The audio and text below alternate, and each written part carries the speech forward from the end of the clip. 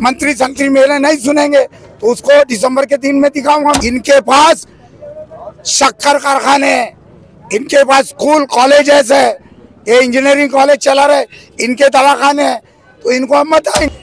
येती जे काही कार्यकर्ते होते ना, येती पैसे घेतल्याशिवाय तिकिटा नाही देत होते, हा माझा आरोप आहे। आता भी आले म्हणून राहिलो को सुधरून जा, नाही तर हे जे मतदाता आहेत ना यायच्या नेत्याला चमकवतील। अरे काय सांगायचं आहे, त्याला देवाची नाही होती, मला घेवाची नाही होती बात म्हणते। इकडे घेतलो ना, आता जागरूक करून आलो बहुजन समाजाच्या लोकांना का दारू नको प्या, आपल्या लेकराले शिक्षण द्या म्हणून। जो दिसन दारू पिऊन मला माझ्या एरियात मग मी तर दाखवणार आहे, सांगलो ना। उत्तर नागपूर विधानसभा क्षेत्राचे बहुजन समाज पार्टीचे उमेदवार मनोज सांगोळे यांची आज भव्य रॅली झाली, ते आपल्या सोबत आहे। मनोज भाऊ, आज तुम्हाला जनतेचा उत्स्फूर्त प्रतिसाद मिळाला, कसा तो प्रतिसाद होता, काय सांगाल? हे बहुजन समाजाचे लोक होत, सगळ्या जाती धर्मासाठी काम करतो, तर प्रतिसाद काय, ते जातीला निवडून आणतील आणि ते जाती बनतील, त्याला नौकर पाहिजे म्हणून ते सगळे येऊन राहिले आहेत। यानी चुन के देने वाले ये मालक होते हैं और जो चुन कर आता है वो नौकर होता है, तो उनके हिसाब से काम करेंगे हम लोग। काय वाटते तुम्हाला, कशा या ज्या प्रकारे आज समर्थन मिळालं आहे त्या प्रकारे तुम्ही आता असं वाटते की तुमची विजय निश्चित आहे? ये हार जीत का सवाल जो है ये मेरे जनता का विजय रहेगा। वो जीताएंगे तो जरूर जीतूंगा, नहीं तो गाड़ी चलते ही रहती है। दोनों लोग, एक 4 बार चुन के आया, कोई भर्ती नहीं लिया पूरा महाराष्ट्र के अंदर में, डिग्रीधारी है, और एक बार चुन के आया, कारपोरेटर हार गया था लेकिन गुस्से से चुन के आया था, तो उसने एम सरी का दवाखाना नहीं बनाया, इसलिए वो भी हारेगा। अभी 5 बार का नगर सेवक हूँ, मैंने मेरे काम बताया, मैंने 4 स्कूलें बनाया, 6 लाइब्रेरियाँ बनाया, 2 दवाखाने बनाया, 3 पुलिया बनाया, नदी नाले पे चौड़े कर दिया, डिसल्टिंग हर महीने में करते रहता हूँ, बाढ़ में जाते रहता लोगों को। ये लोग एक बार चुन के आए तो बाढ़ में भी नहीं जाते, किसके घर में कितना पानी घुसा वो भी नहीं देखने जाते। झूठ बोलने की आदत है। सरकार में केंद्र सरकार भी इनके साथ में, पंतप्रधान भी इनका है, राज्य सरकार में मुख्यमंत्री भी इनका है, फिर भी लोग उनको लालीपात करते। ये लुटेरे है, ये वोट चोरते हैं लोगों के, ये डकैत है, ये वोटों की चोरी करते हैं। इसलिए जो मतदाता मालक है वो अभी नौकर को चुनने वाला तो नौकर सोचेगा, और जो मंत्री संतरी मेरे नहीं सुनेंगे तो उसको दिसंबर के दिन में दिखाऊंगा। मैं दिसंबर के दिन में दिखाऊंगा जो बाबा साहब के प्रतिमा को नतमस्तक होने आते हैं लेकिन आशीर्वाद लेते हैं, लेकिन जनता का काम नहीं करते। इनके पास शक्कर कारखाने, इनके पास स्कूल कॉलेजेस है, ये इंजीनियरिंग कॉलेज चला रहे, इनके दवाखाने हैं, तो इनको हम बताएंगे। मागच्या वेळेस पाहिलं आपण की 87,000 मतं काँग्रेसला मिळाले होते, याला 66,000 मतं मिळाले होते भाजपला, BSPला फक्त 22,000 मतं होते। यावेळेस वाटते तुम्हाला की हा पल्ला गाठून शनी आणखी यापेक्षा जास्त आपल्याला फायदा करेल किंवा मतामध्ये भर होणार आहे? अजित साहेब, कांग्रेस वाले भी वोट देणार आहेत, BJP वाले भी वोट देणार आहेत, शिवसेने वाले भी वोट देणार आहेत। तुम्ही जर दिवसभर रॅलीत फिरले असत्या तर तुम्हाला समजून जाता, आमचीच लोक तिकडं काम करून राहिले, आमचे 4 नगरसेवक तिथे काम करून राहिले आहेत। त्याला भीती आहे ना, तिकडे राहतील आणि मग पटकन परत येतील, 18 तारखेला पाहिजे काही आमचे नगरसेवक त्याला भीती आहे, नाही तर त्याच्या आपला जनता दाखवणार आहे। आपण म्हणाला होता की जरी मी इथून निवडून आलो तर आम्ही इथले जे शिक्षण दर्जेदार शिक्षणावर भर देऊ, स्वास्थ्यावर भर देऊ, काय नेमकं तुम्ही आता निवडून आल्यानंतर या सगळ्या गोष्टीवर भर देणार? जेव्हा नगरसेवक होतो तेव्हा शिक्षणावर भर आहे, मेरिट पोरं येतात, GM बनासवाला मधून येतात, कपिल नगर मधून येतात, आणि उर्दू मधून फर्स्ट क्लास पास होतात।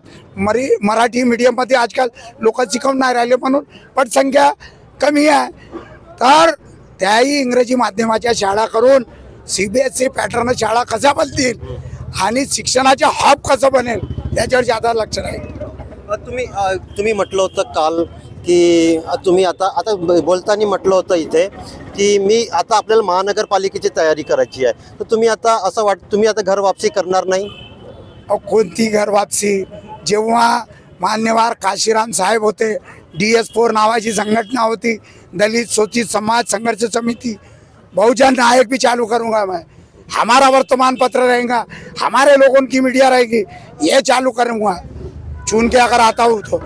और ये चुनकर आने के बाद हमारा लक्ष्य पूरा महानगरपालिका पे, महानगरपालिका भी हमारे कब्जे में होना चाहिए। BSPचं बोलतोय, BSP तुम्ही सोडून जाणार नाही आता?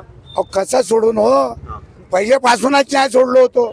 येतीचे काही कार्यकर्ते होते ना, येती पैसे घेतल्याशिवाय तिकिटा नाही देत होते, हा माझा आरोप आहे। आता भी आले म्हणून राहिलो का सुधरून जा, नाही तर हे जे मतदाता आहेत ना, याच्याच नेत्याला चमकवतील। एक तुम्हाला असं म्हटलं जात होतं की तुम्ही काँग्रेसकडून म्हणजे भाजपची तुम्ही बी टीम आहे असं म्हटलं जाते, तुम्हाला अनेक चर्चा त्याच्या, तुम्ही काल त्याचा उल्लेख केला होता भाषणामध्ये। ते बी टीम कोणती आहे? गती, तिला अक्कल आहे की नाही? त्या गत्याची तरी किंमत आहे, पण त्याची किंमत नाही राहील। जर CBI ED हे जर आहे माघारी पैसे सापडतील तर न्यायालयाला म्हणतो, इलेक्शन कमिश्नरला म्हणतो कि भाई मेरे घर में पैसे मिलेंगे ना तो तुम एक काम करना, कोई न्यायालय में मत रखना, सब पुलिस वालों को बोल देना, उड़ा देना। क्या इन लोगों के, तुम भी यार उनकी बातें, तुम विद्वत्ता है, तुम मीडिया वाले हो, लोगों को सुधार सकते दारू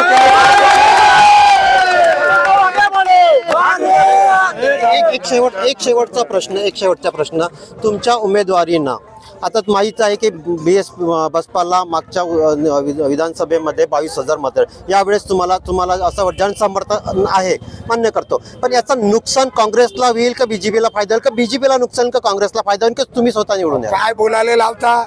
मी बहुत खराब बोलतो, मग हे सांगतो आता तुमच्या समोर। कोणती काँग्रेस? ज्या लोकांमध्ये जातीवाद फैलवला त्याच्यातच तर बहुत जाती आहेत।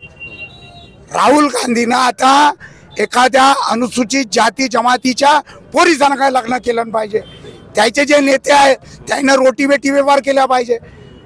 काँग्रेस तेव्हा मान्यता नाही।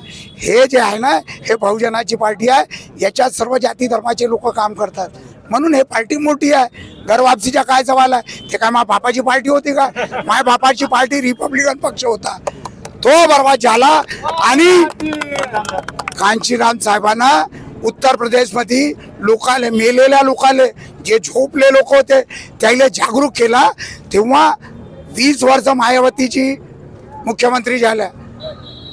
बापाची पार्टी होय, संविधान लिहिणाऱ्याची पार्टी झाली आता ते सगळ्या झोपल्या लोकाले।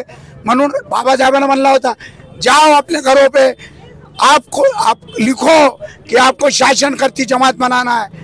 हे त्या पार्टीचे लोक, बाबासाहेबाच्या शब्दांना शब्द ऐकणारे लोक। काय नेमका इश्यू झाला होता काँग्रेस बरोबर की तुम्हाला BSPचे तिकीट घ्यावे लागले?